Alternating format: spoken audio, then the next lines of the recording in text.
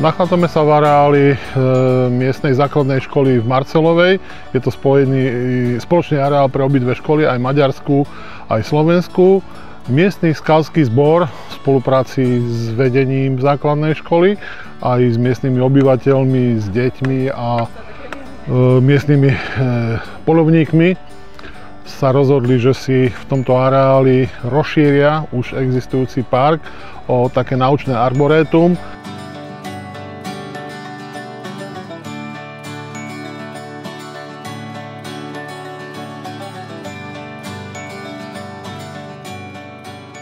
Volám sa Dominik Binčík, som zo základnej školy v Marcelovej, Cesta na vršku 1 a som vedúci člen žiackého školského tímu Eko Marcelka, ktorý sa zúčastňuje takýchto podujatí a taktiež organizuje vlastné brigádnické aktivity na pôde školy, ale taktiež v rôznych častiach obce.